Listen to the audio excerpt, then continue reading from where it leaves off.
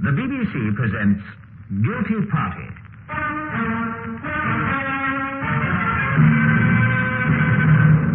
A problem in crime detection in which you are invited to match your wits with a panel of experts.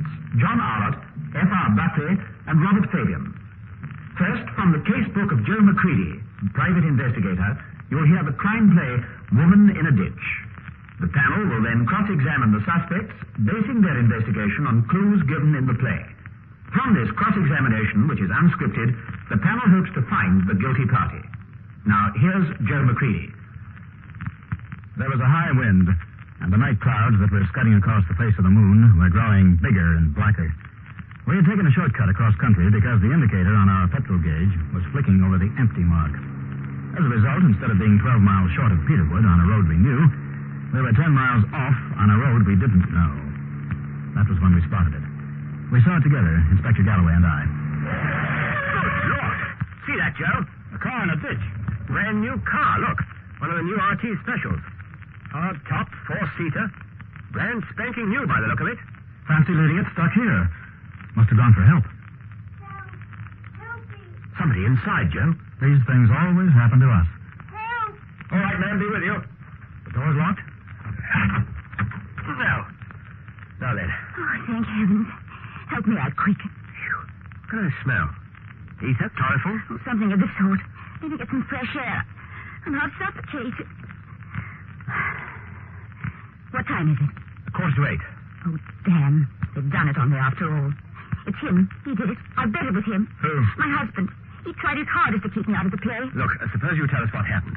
We thought you just skidded. Me? Oh, no, I'm supposed to be on the stage tonight at 7:30. Whereabouts? In Peterwood, in the Little Theatre. Amateur dramatics. We're doing a streetcar named Desire.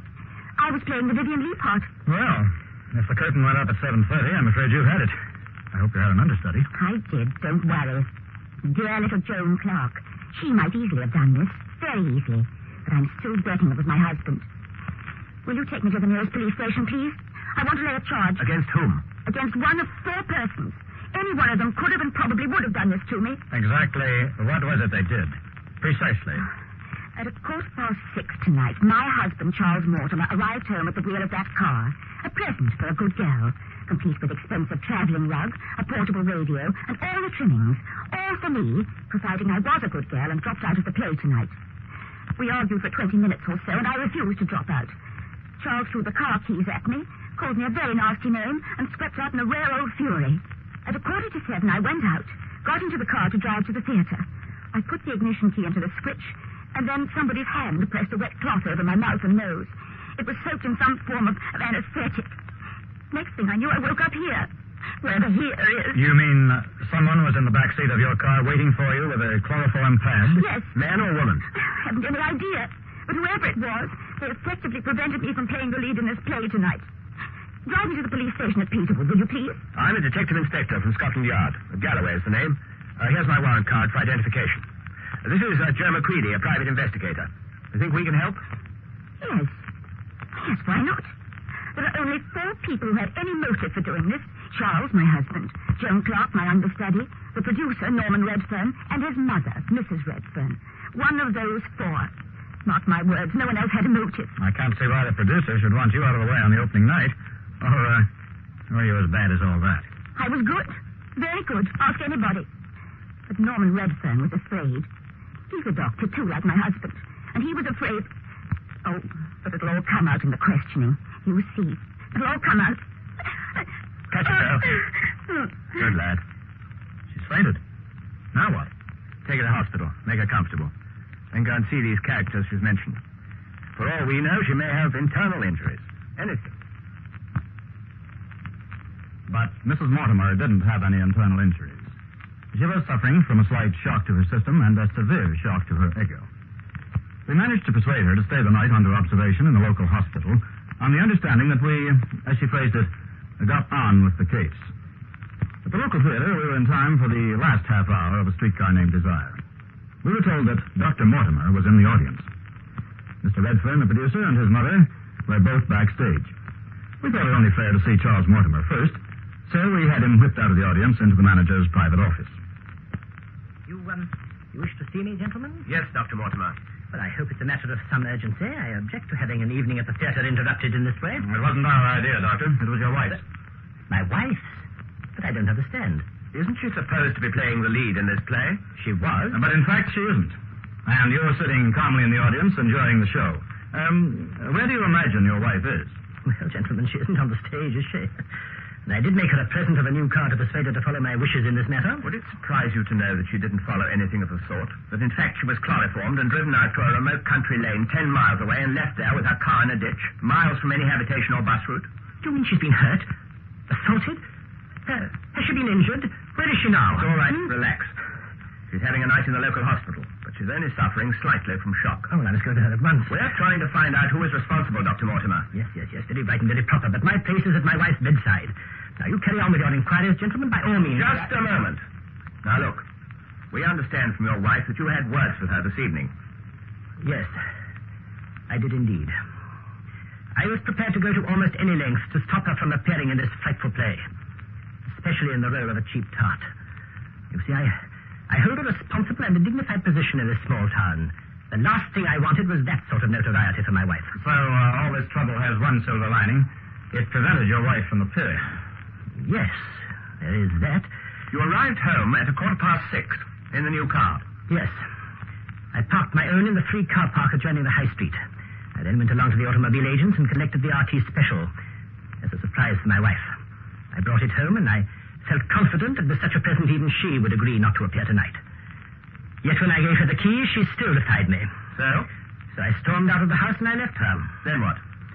I jumped onto a bus and I came into town to collect my own car. I drove around a bit, simmered down, and finally drove back to the theatre to see whether she changed her mind. They said she hadn't turned up, so I explained what I thought was the reason, and I hurried back home. But she wasn't there. Neither was the car. So I came back here to see the show, and I thought possibly see my wife and express my thanks. It seems to me you went to fantastic lengths to try and prevent your wife from playing a part in an amateur production. There had been rumors of some goings-on between my wife and Norman Redfern, the producer. Just malicious rumor. But I argued that if, in spite of my opposition, she insisted on playing the role of this sexy slut, then it would give evidence to everyone that she was dominated by Redfern and didn't care tuppence about me. I see. Why don't we take a look at your car, Doctor? Why, no, it's outside. Look at it by all means if you think it can help you.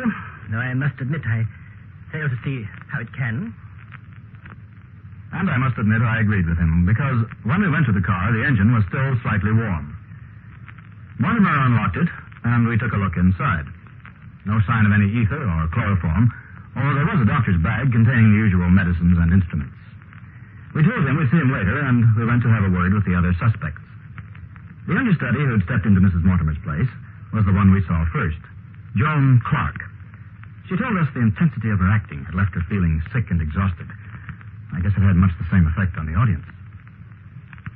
You are a professional actress, Miss Clark? No, purely amateur. I work as receptionist for Dr. Redfern, our producer. Does that mean you spent a certain amount of time in his surgery? But of course. And now to return to the play. Does Dr. Redfern have any ether or chloroform or anesthetic of any kind in his surgery? Naturally. But what that's got to do with the streetcar named Desire, How well did you know Mrs. Mortimer? Not at all. Would you say she was having an affair with Dr. Redfern? Well, really. Would you say she was? I'd say she'd like to have an affair with him. She threw herself at him enough. Ask Norman's mother, she'll tell you. But what's all this about? Can you drive? Yes. I haven't got a car, but I can drive. How did you get here tonight? On the bus. What time? Oh, I suppose I got here about, early. 10 to 7. Why so early? I was excited, because I thought I'd be playing leading lady. What made you think so? Dr. Mortimer phoned me late this afternoon and warned me I might be wanted for the lead, because he was hoping to be able to persuade Mrs. Mortimer to back down. You knew he disapproved of his wife playing the role? Oh, yes. Everybody knew. What did you think of Mrs. Mortimer's new car? It was noisy and flashy and bright scarlet and very expensive. Ideal for her. How did you know so much about it? She told everybody it was on the way. Then I saw it from the top of the bus on my way here. The bus route passes Dr. Mortimer's house. What time would that be? Time? Between 20 and 7:15, I suppose. Something like that. Did you see anything of Dr. or Mrs. Mortimer? No. Just the car outside the front door in the drive. He's got a porch light, and the car looked very swish standing there, I must say.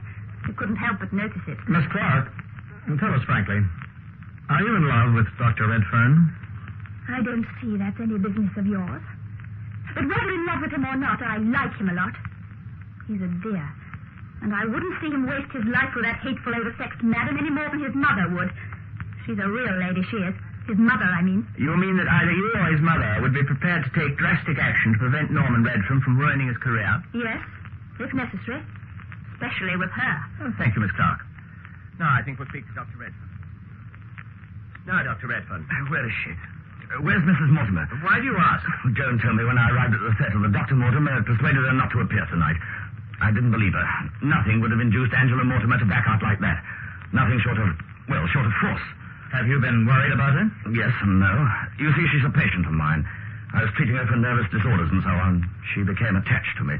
Neither Joan Clark nor my mother liked that.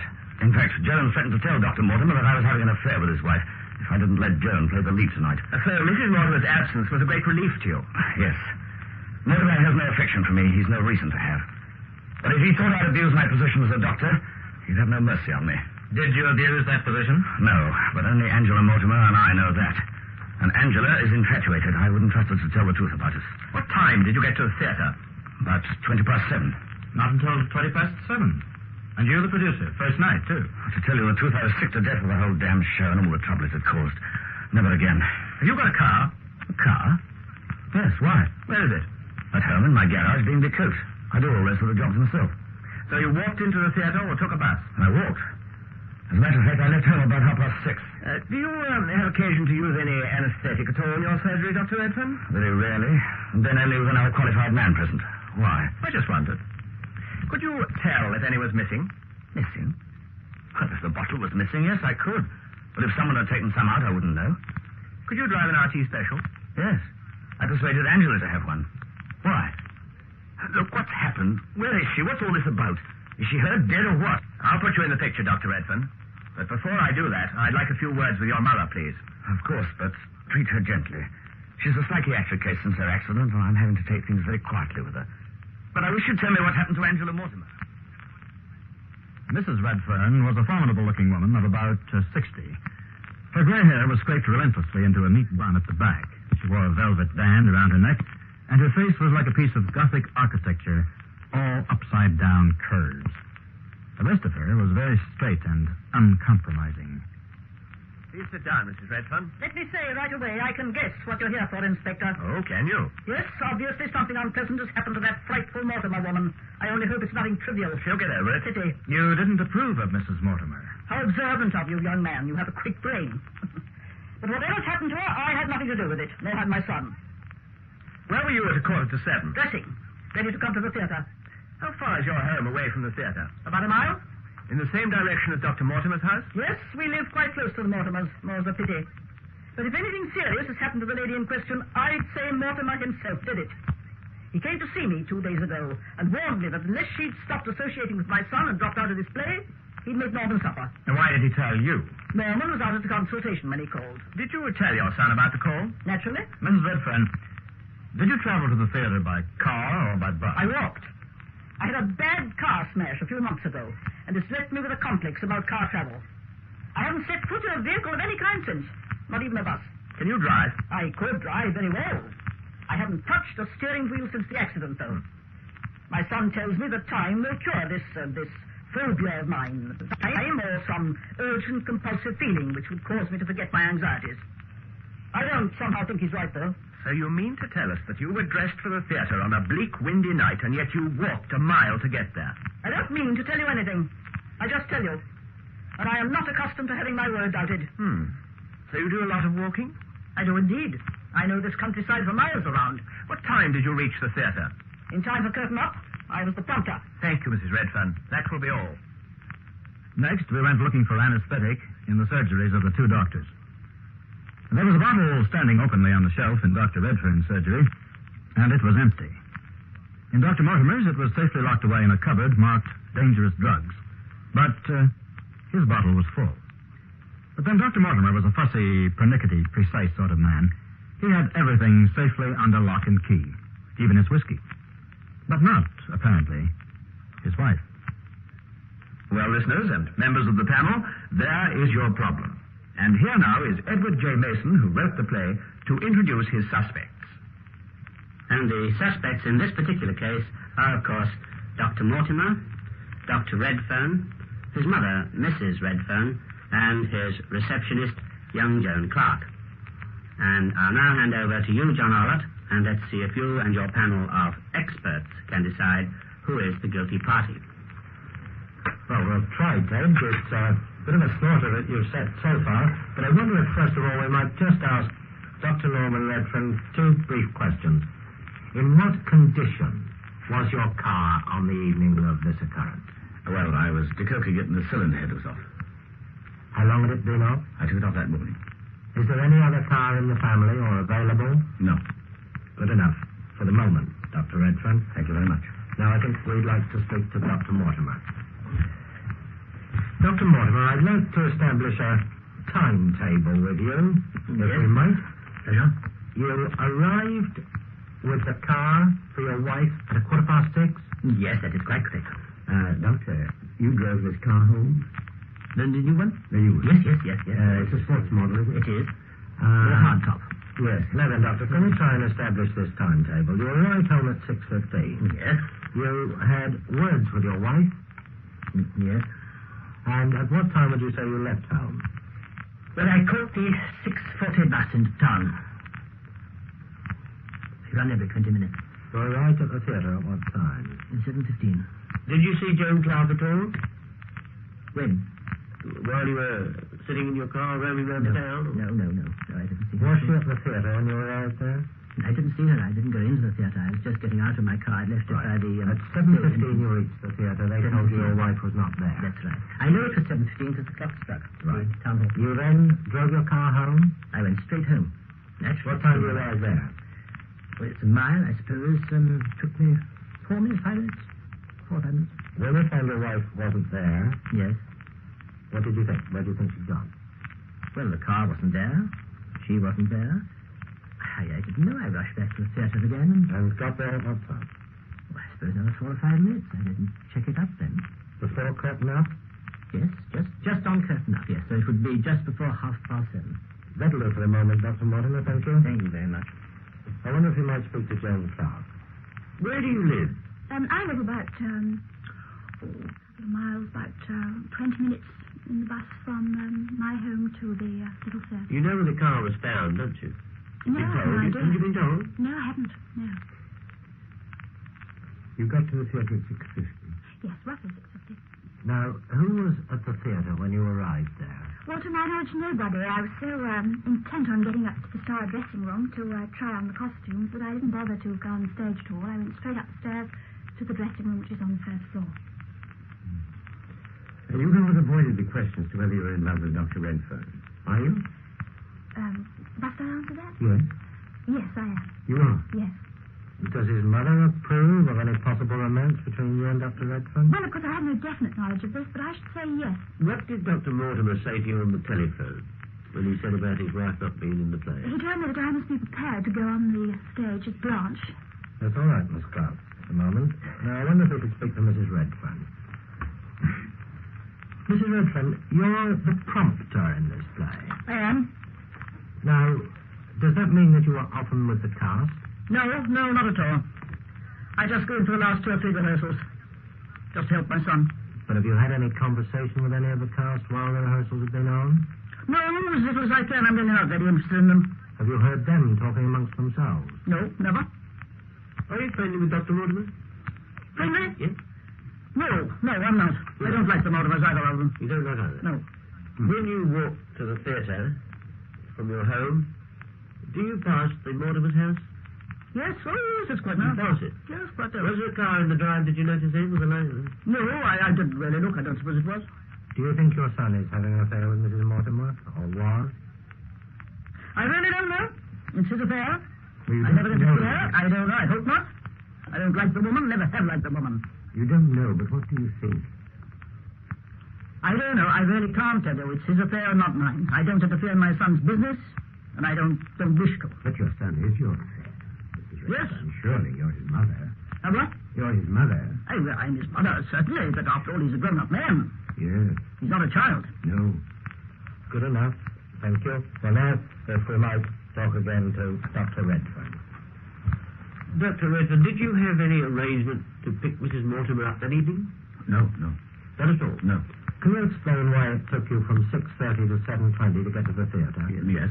I was rather upset with my mother, and I was extremely fed up with the play, and I went to a public house, which I normally don't go to, called the Nick and Handcuffs, and I had a couple of pints of beer there. It was very crowded. There was a large factory near there, and I just had a couple of pints, and then I walked on to the theatre. Was there anybody in there that you knew? Not that I know. They're all factory hands.